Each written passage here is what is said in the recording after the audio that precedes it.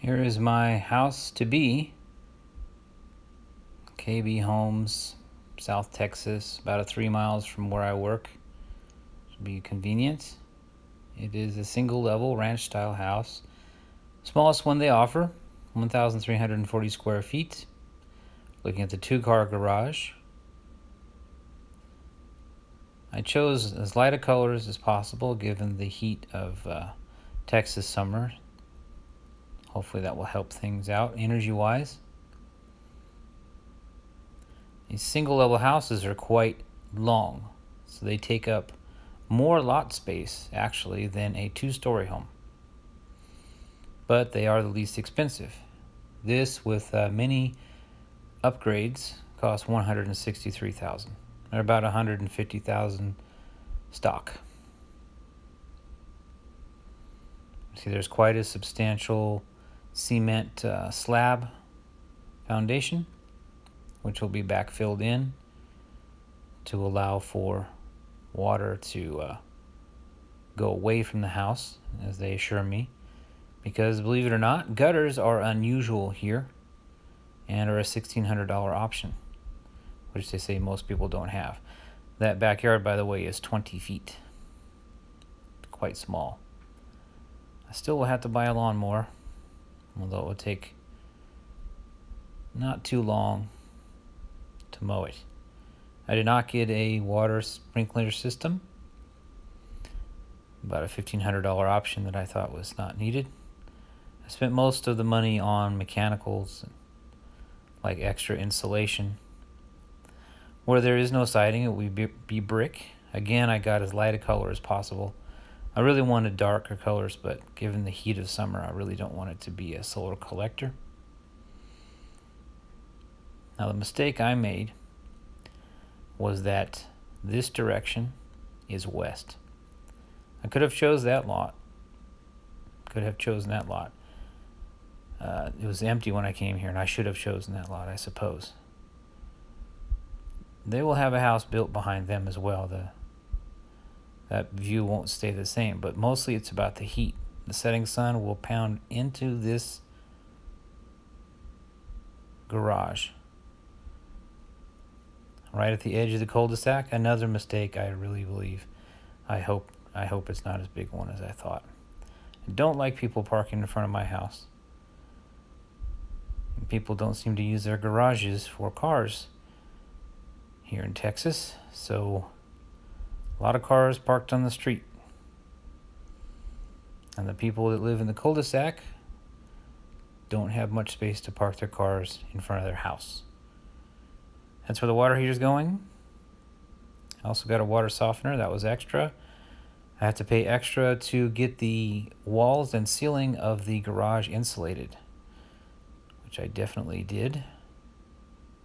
R42 in the ceiling and bad insulation, as is with the rest of the house and the walls. Walking through, this would be the living room.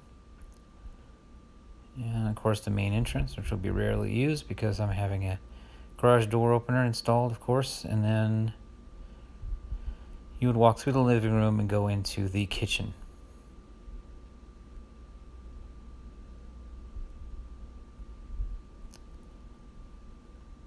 I didn't really actually have the money to get marble or granite countertops. I got some pretty good looking ones, kind of upgraded from stock, but they are not granite. This will be the master bath, probably the shower area here. It's an enclosed shower that I did spend extra on. It's going to be a pretty nice bathroom, I hope. Hard to tell what all the color combinations are going to look like together. The flooring will be a vinyl Lux plank, 40-year warranty. Or is it 30? Yes, 30-year warranty, I believe. Very good stuff, absolutely waterproof, and looks good, and I feel superior than actual real wood, which you won't really be able to tell the difference between it and real wood. Integrated thermal barrier, hopefully help with the cost. The R42 insulation over the stock, which is an increase over the stock, The depth of that, I hope, is enough to bury the ductwork and help with the energy costs.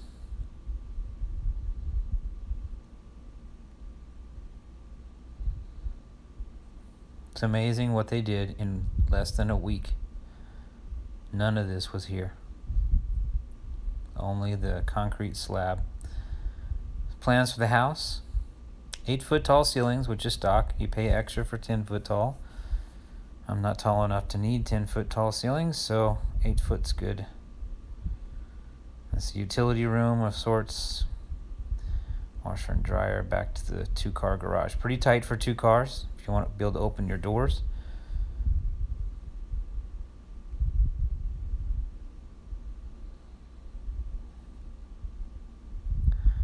There are advantages and disadvantages to everything, but I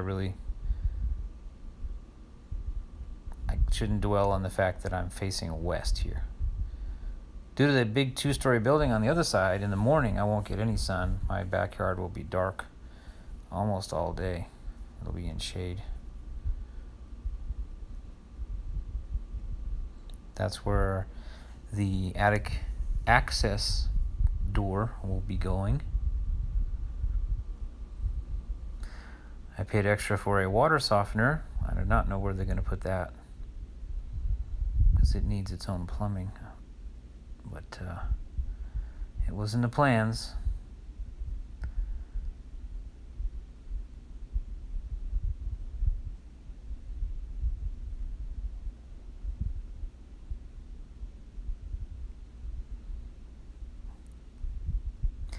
The garage door comes stock as being insulated, so that's good. Hoping to make this in kind of an exercise area using the other space that my truck won't be taking up. There's the cul-de-sac again.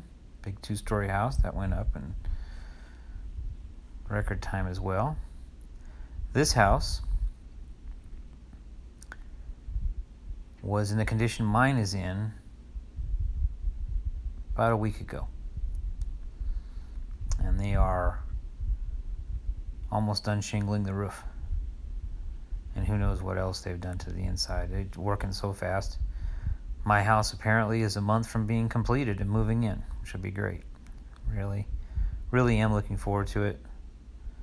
And I know it's not the greatest, and it's going to be sardined in, and I sure wish I could afford a place in the country, but I can't. There's not even a place within an hour that you got enough land to have some kind of privacy that's within financial reach. I mean, we're talking starting at $300,000 if you want some land. There's a crack there. I don't think it's a issue. It'll be covered up with some type of fascia.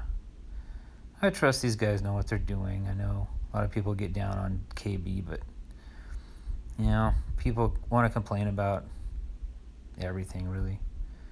It'll be all right.